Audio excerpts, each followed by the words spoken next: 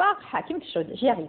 Allez, nous allons parler environnement tout de suite avec Hamid Belkhassam. Bonjour Hamid. Bonjour Alain, bonjour à tous. Comment ça va? Très bien, merci. Il fait Très beau, bien. 28 degrés. Je vous vois déjà, manche courte, ça y est. Oui, c'est bien, on met le temps à jour aujourd'hui. Voilà, prêt à l'attaque pour l'environnement toujours. Toujours, il faut livrer la bataille. Exactement. Alors, vous le faites régulièrement. Aujourd'hui, vous avez amené deux battants sur notre plateau. C'est donc deux membres d'association. IFER, bien là, l'association IFER. Je vous laisse les présenter. Alors, c'est Myriam Bouchbout, bonjour, et Abdelmalek Rouabhi. En fait, c'est l'Algérie de demain. Le IFER, c'est en tamazight, veut dire la feuille, l'espoir, la feuille verte. Donc, c'est l'Algérie de demain qui se présente aujourd'hui. Et aujourd'hui, 6 mars, c'est la journée internationale de la radio et de la télévision en faveur des enfants. Eux ont des projets de sensibilisation, tout simplement pour toi. Le meilleur investissement qu'on puisse faire en termes d'environnement, c'est celui en direction des générations futures. Nous, on a pris de très mauvais plis, c'est selon, mais il faut investir massivement en faveur de l'Algérie de demain. Et l'Algérie de demain se prépare. Aujourd'hui, on va voir avec IFER, il y a un projet assez particulier. Vous qui êtes étudiant en Master biochimie 2, donc Myriam c'est Master 2 en génie pharmaceutique, c'est cela. Et donc Abdelmalek c'est Master 2 en biochimie, l'université de Bagzoua, c'est cela. Alors, essayez de décrire un petit peu ce projet en direction des plus jeunes. Donc la première des choses, on va commencer, après salam alaikum, on va essayer de commencer d'avoir une petite présentation concernant le club IFER. Oui. Donc le club IFER, donc, de protection de l'environnement, est une association locale, donc agréée en 2012. Par la wilaya d'Alger. Oui, par la wilaya d'Alger. Donc elle active dans tout ce qui est écologique sur le territoire d'Alger, dans un esprit d'équipe plein d'ambition, de savoir-faire. Donc c'est ça en général. Donc concerne. Et le projet pour les plus jeunes. Vous voulez dire par rapport aux plus jeunes. Oui. Donc oui. En tant que jeune universitaire ambitieux, donc on a eu la chance de créer, comme on a dit, un mini club qui appartient à l'association IFER, donc nommé IFER Kids. Donc, elle est spécialisée, donc IFER Kids en anglais c'est enfant, donc spécialisée. Oui, c'est IFER 2.0, la nouvelle génération. Oui, la nouvelle génération, c'est ça. Donc elle est spécialisée dans l'éducation des enfants dans un atmosphère environnementale sain. Donc c'est ça. Quelles sont les activités, Myriam, qu'est-ce qui est projeté dans ce petit IFER des nouvelles générations? Oui, on donne des cours. Sur tout ce qui est en relation avec la nature. On fait aussi des ateliers, on programme des ateliers, des activités pour les enfants. Par exemple, notre premier cours, c'était sur l'univers, où les enfants ont appris des généralités sur le système solaire et tout. Et après, on a programmé un atelier où les Ifériens, les petits Ifériens, comme on les appelle, ont pu construire leur propre système solaire. Et aussi, on a organisé une sortie en coordination avec l'association mère IFER au centre synergétique des Zeralda et à la réserve de chasse, où on a participé à la journée mondiale de la vie sauvage. Ah, c'est très important. Oui, la journée mondiale de la vie sauvage, on vient d'en parler. Oui. D'en parler, c'est très bien, notamment le centre cinégétique de Zeralda où il y a plein de. On est en train de voir d'ailleurs des photos que vous avez rapportées. Les photos, voilà. Est-ce que vous pouvez les commenter, Myriam ou Abdelmalek? C'était quoi? Les enfants, ils viennent d'où exactement? De la région d'Alger? C'est des adhérents? Ce sont les enfants des adhérents? C'est qui? Dans la plupart des enfants sont de la Mbenia. Siège de l'association, bien entendu. Centre culturel de la Mbenia. Très bien. Et là, ce sont des explications. Oui. Là, c'est le workshop ou l'atelier. C'est on a réalisé afin de construire le système centre synergétique. D'accord. Et ça, ce sont les explications, j'imagine, des cadres de la Direction générale des forêts, ou plutôt du centre synergétique de Zeralda. C'est l'atelier. Oui. Et l'atelier a consisté en quoi? Enfin, je vois des enfants en train de faire de la peinture et tout, ce sont des ateliers. Et l'objectif, c'est quoi? C'est de sensibiliser un peu plus les plus jeunes pour voir qu'est-ce qui se passe autour d'eux, c'est cela? Oui. Dont l'objectif donner aux enfants quelques informations concernant tout ce qui a une relation avec la nature, dans l'univers. Donc, ils ont eu la chance de jouer, en quelque sorte, avec ces ballons-là, en faisant de la peinture, ça, et en construisant des planètes, des systèmes solaires en général. Et c'était le 3 mars, c'était la veille du 3 mars, journée mondiale de la vie sauvage. Qu'est-ce qui les a le plus marqués au niveau de ce centre Azarada? Quel est l'animal? Qu'est-ce qui a retenu l'attention de ces enfants? Je pense que la chose qui les a retenus, c'est de voir des animaux et l'explication du vétérinaire, qui était très enrichissante. Voilà, ils ont vu le clown. Ah, d'accord, oui. Ils sont toujours curieux, les enfants, de voir un petit peu comment s'articule notre planète. Et je pense que comme ce sont des jeunes enfants, ils ont cette capacité de retenir toutes les informations, voilà, d'absorber. Et puis ça leur reste, étant plus jeunes, plus âgés, ensuite, ils vont se rappeler de cet atelier, par exemple. Ils auront des souvenirs et ça va rester gravé dans leur mémoire. C'est en fait le but. Hein. Oui, tout à fait. IFER est une association vraiment très engagée en matière d'environnement. Votre dernière action est la prochaine. Bon. La dernière action, pas forcément en faveur des enfants, mais il y a eu des journées, des Green Days, comme on dit, et il y a des choses qui se préparent. C'est quoi au juste? Bon, concernant, je vais vous parler de IFER Kids. IFER Kids, oui, voilà. Vous, c'est IFER Kids. Hein. Oui, c'est carte sur l'avenir des enfants. Très bien. Donc, concernant l'avenir des IFER Kids, donc, comme on a dit précédemment, donc, on va essayer de toucher tout ce qui a une relation avec la nature.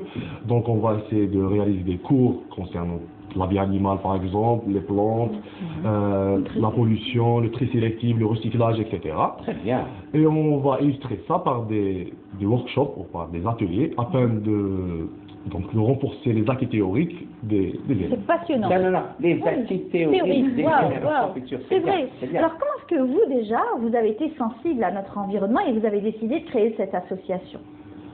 Donc, pour moi, je vais parler pour moi personnellement. Donc, j'avais cette passion de la nature et d'éduquer les enfants. Donc, j'ai travaillé comme éducateur d'enfants, ça fait donc 2 ans, 3 ans, dans la mosquée de Mbéliat. Donc, j'ai eu cette chance. Lorsque j'ai pu avoir ma membership, comme on veut dire, à IFER.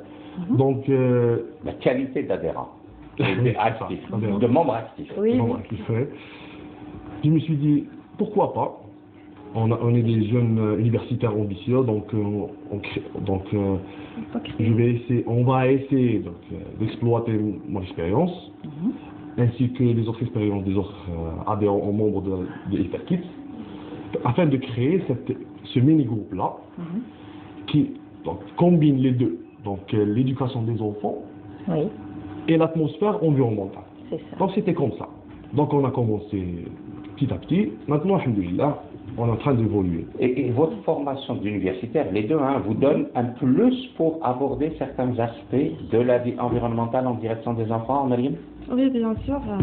Le côté scientifique qui reprend le dessus aussi. Voilà.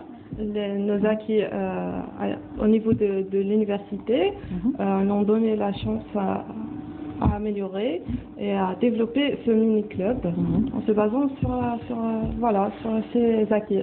Oui, mais je trouve que étant jeune, on a des souvenirs comme ça où l'école nous emmenait à aller découvrir par exemple des lieux et ça nous reste en mémoire. Moi je trouve qu'il serait bon de pouvoir encore une fois multiplier ce genre de déplacements avec les enfants. Ils le font, faut-il le rappeler, IFER est toujours présent dans les grands événements, notamment les ébauches de la mer, où ils ramènent des enfants, où ils font des ateliers de dessin et tout. C'est très actif. Et ce qui est je pense ce qui est très important à souligner, c'est que ça se fait surtout avec des étudiants. Ça veut dire que les cadres de demain sont en train de former les cadres d'après-demain. Et donc c'est toute une chaîne qui se met en place. Alors, on a donc cette affiche, c'est ça, IFER Kids, c'est en tout cas qui rappelle un petit peu votre engagement envers la nature et envers les enfants.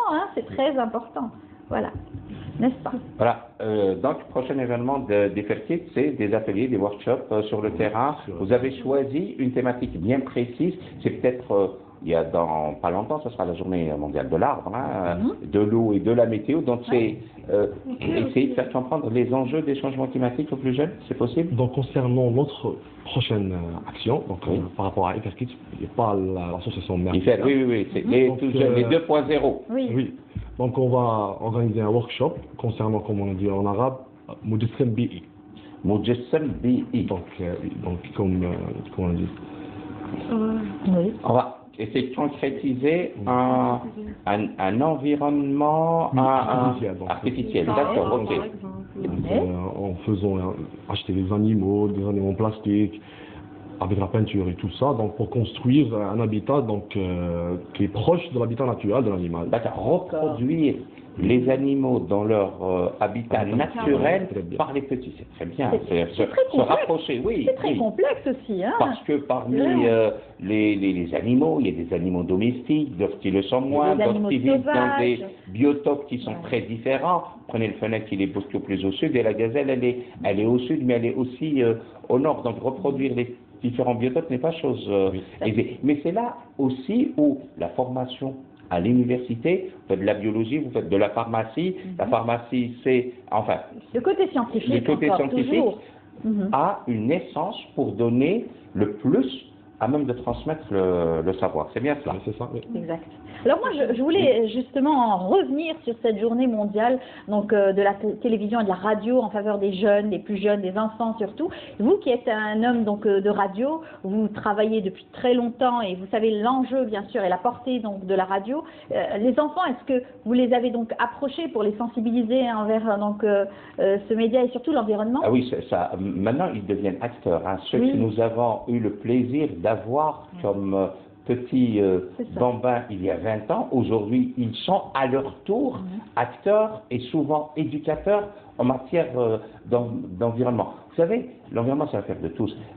Tiens, on va annoncer un événement, c'est demain, le Salon international des énergies renouvelables. C'est vrai qu'au jour d'aujourd'hui, on parle, il y a un salon qui est l'incontournable, c'est ERA, le Salon des énergies renouvelables qui se tient fin octobre, début novembre de chaque année au niveau d'Oran. Il y a celui de demain. Il faudrait peut-être inviter les enfants, les responsables, les présidents d'APC, à aller voir qu'est-ce qui se fait de mieux en matière d'énergie renouvelable. Pourquoi? Parce que c'est aujourd'hui qu'on décide de notre avenir. C'est aujourd'hui que les plus jeunes doivent savoir qu'est-ce qui se fait, c'est quoi les éléments pratiques, c'est quoi ces énergies renouvelables. Comment peut-on éclairer une maison ou un établissement scolaire de manière propre. Comment chauffer une demeure, parce qu'on est toujours dans l'éducation de l'anti-monoxyde de carbone, donc il faudrait montrer des chauffe-eau solaires et tout. Je pense que IFER-Kids, c'est ça, va aussi faire un tour au niveau du salon des énergies renouvelables qui aura lieu à partir de demain.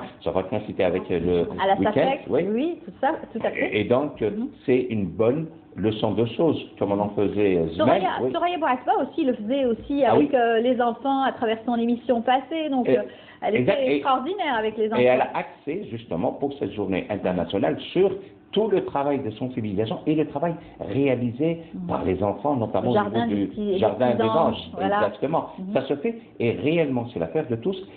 Encore une fois, le meilleur investissement que l'on puisse faire, c'est celui en direction des générations. Voilà. L'école horticole aussi, du Jardin d'essai, qui sensibilise énormément les enfants et qui leur apprennent à aimer donc, la nature, de pouvoir planter, de savoir comment planter, etc. C'est un petit peu de ce que vous faites au quotidien. Hein. On fait des opérations de boisement, des actions de nettoyage aussi des lieux publics.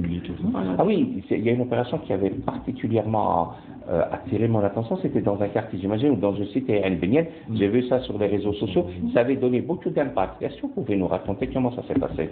Bon, par rapport à cette action, je n'ai pas avec IFER. D'accord, voilà. Oui, mais vous connaissez l'historique un petit peu. Oui, un peu. Bon, c'était une idée, c'était un engagement, donc à partir. Donc c'était une idée qui a été faite par mon cher ami, ou cher membre qui appartient à IFER, dont l'IS. Donc il a proposé cette idée. J'aime bien, Abdelmalek fait toujours le distinguo. Lui, il est branché 2.0, c'est bien, allez-y. Oui. Donc oui, ça a été bien passé, bien. Donc je ne connais pas vraiment les détails, mais voilà. C'est une opération, Mariam, oui. C'est contagieux. Ah oui. C'est de la bonne contagion. Oui, c'est de la bonne contagion, comme disait Hakim. C'est Voilà, quand les gens... Oui. C'est de la bonne contagion pour que multiplier dans l'espace, parce que bon, en direction des plus petits, nous, les adultes, on a raté le coche en matière de tri sélectif, mais je pense qu'ils sont beaucoup plus concernés par le tri sélectif, les plus jeunes marines, non? Oui, je pense, oui, exactement. Mais ils contaminent les plus âgés. Parce oui, que voilà. ils sont derrière leurs parents, ils sont tout le temps derrière leurs parents, ils sont derrière leur entourage, bien sûr, à essayer donc de faire du matraquage. Hein. On les a vus. Mais bien sûr, parce que, vous savez, on a vu aussi une autre, les associations sont nombreuses, une autre association du côté d'Alger-Centre qui a, grâce à 3 femmes, qui ont initié quelque chose de magnifique. On y reviendra, on les salue au passage. Ce sont les femmes du 12 rue Rabah Bessas à Bab el-Oued qui ont littéralement transformé un espace qui était carrément sale. Ce sont des escaliers avec à droite, à gauche des détritus un petit peu partout.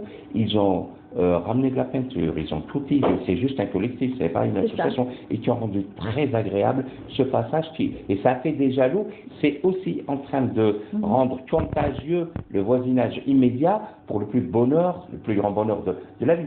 Si chacun, on ne le dira jamais assez, c'est réfléchir globalement et agir localement. Les petits collectifs, les petites associations, enfin petites, de par leur ouverture. Les comités de quartier, quelquefois aussi, il y avait cette belle initiative du plus beau quartier aussi, qui était, donc un concours avait été lancé aussi par le ministère de l'Environnement. C'était une bonne occasion de pouvoir, encore une fois, apporter cette bonne énergie. Donc, et cette touche verte. Oui, comme Yiffer, on le voit sur la casquette, c'est la feuille.